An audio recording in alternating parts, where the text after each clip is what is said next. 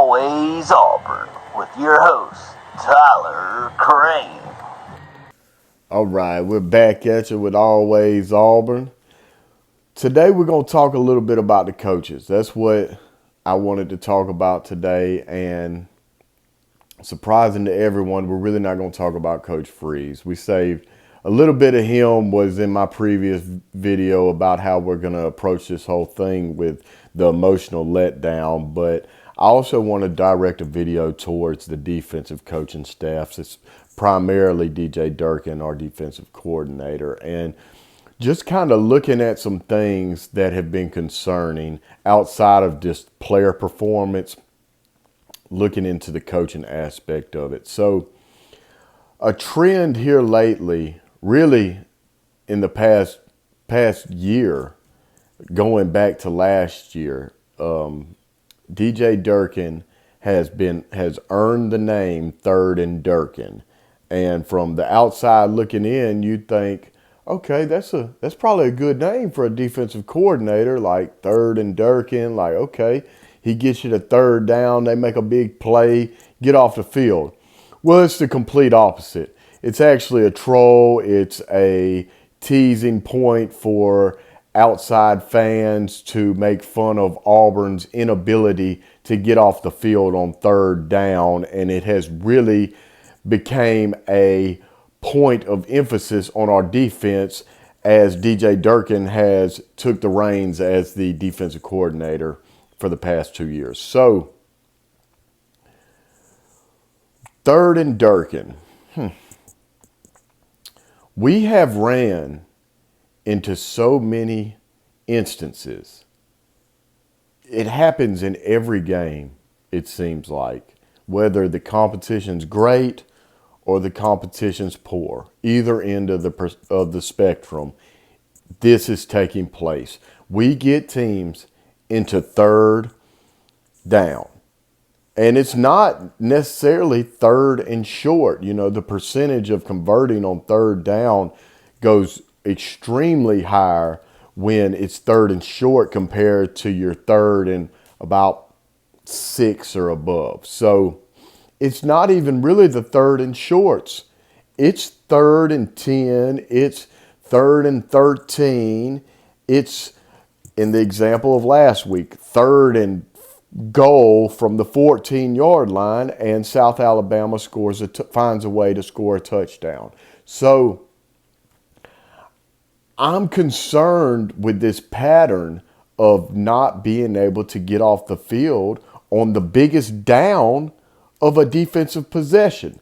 And if it was only 1 or 2 games or certain player packages were in the games, then yeah, you could say, well, the players just aren't up to it. We just didn't have good players in at that game, like Coach Freeze liked to usually refer to at the beginning of his career at Auburn. The talent gap made a big difference there. Well, this is happening every game going back into last year, and it's starting to transfer into this year, and it's really going to haunt us if it's not addressed and fixed. So third down is supposed to be the reward on defense. It is your reward when you get to third down and you can get off the field. You can put the pressure on the offense and make a play and force them into either turning the ball over or having to come out there on fourth down and punt or kick a field goal. Those are the biggest parts of the game. Third down, as far as on defense, they can determine, they're almost as essential as turnovers when it comes to wins and losses. You look to things like, in the stat sheet, you look to things like turnovers and third down conversions to really point to why we won or lost that game. So it is a significant part of defensive football and the success that you get in a game. It's what you look to. It's one of the key parts for what you look to about your either success or you're not having success in the football game. So I just don't know. I think that needs to be addressed and really dissected about why this continues to occur. If I could offer my perspective, I think it falls along the lines of playing that bend don't break defense.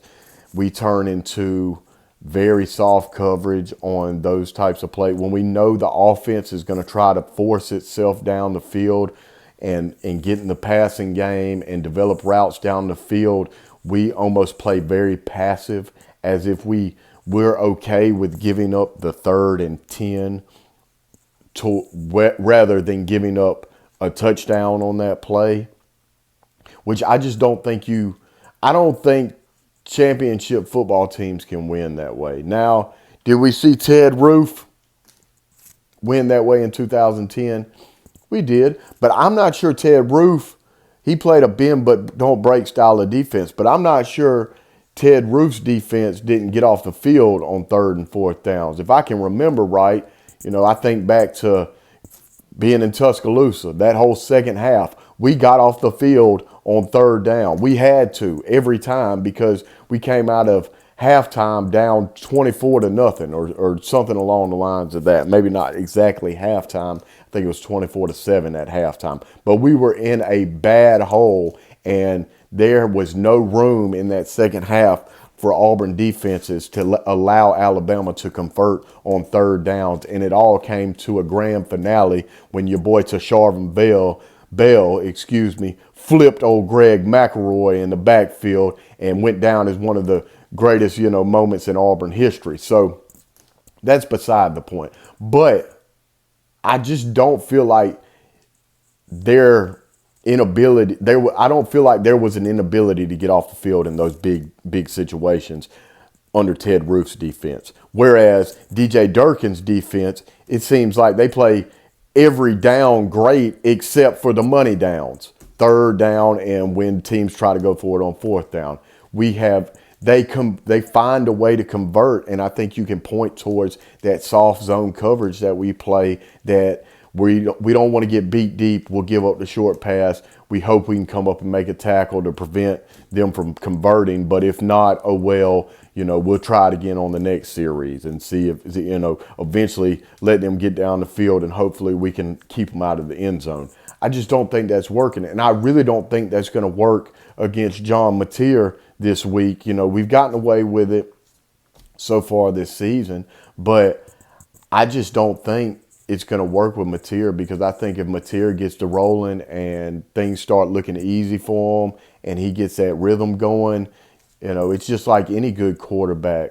You look at NFL quarterbacks, what do they try to do with them in the passing game? They try to get their rhythm, get them going. It's like a basketball player, that just gets hot. That they talk about how the rim just looks like ocean. It's just it gets easy. Anybody who plays basketball, probably can attest to what I just said. And players gain that rhythm by seeing that ball go through the hoop. And it's the same philosophy when it comes to quarterback play. You gain that rhythm by completing passes early in the game and getting that chemistry with your receivers and developing confidence. And it just really blossoms throughout the game. And the only way to stop it is to really put a press on it and cap it off and make some plays on defense. And I just don't think soft zone letting underneath routes develop, coming up and making a tackle defense is going to put a cap on John Mateer's ability to go through his progressions and find open receivers. So I'm really optimistic that DJ Durkin goes into his game plan this week and dials some different stuff up. I'm thinking you put the task on your defensive backs. They've been a letdown so far this season, but at the end of the day, I think they're good. I think there's some outside issues there. I don't think it really boils down to talent. And I think that Saturday that they'll be up to answer that bell because of the competition on the field and because of just the significance of the game that we're playing Saturday on the road. So I think you put it on those defensive backs and you let them know, hey, we're going to put you on the island this week. We're putting the game in your hands. If you can cover these guys, if they're not running past you and beating you off the line of scrimmage, then we can win the football game, because we're not going to give Mateer this underneath stuff. We're not going to give them time to watch the routes develop, because when you do run man coverage and you put corners and nickel men and safeties in these receivers' faces, it speeds the quarterback up, and they don't have time to sit there and let you run around all day and find green grass and get open. You don't have to cover as long when you can do that. Now, you got to cover good. You can't get beat off the line of scrimmage, because if you do, it might turn into a touchdown. But at the same time, I feel like the risk of taking that and the reward for, if our defensive backs can answer the bell, will be the end result of a victory. And I think that playing passive really doesn't get you that victory this week. So, I could talk about that, go on about that. But I want to emphasize that point, that I think it's time that DJ Durkin really takes a look at why we can't get off the field on third down, and kind of goes against maybe his philosophy and puts something different on the field Saturday. And I think that comes in the form of man coverage and freeing up some of our linebackers to not have to sit in flats and let things, that you can almost kind of take players out of the play in zone coverage. I feel like when linebackers have to get out of there, when they see pass and they have to get out of there and find their flats,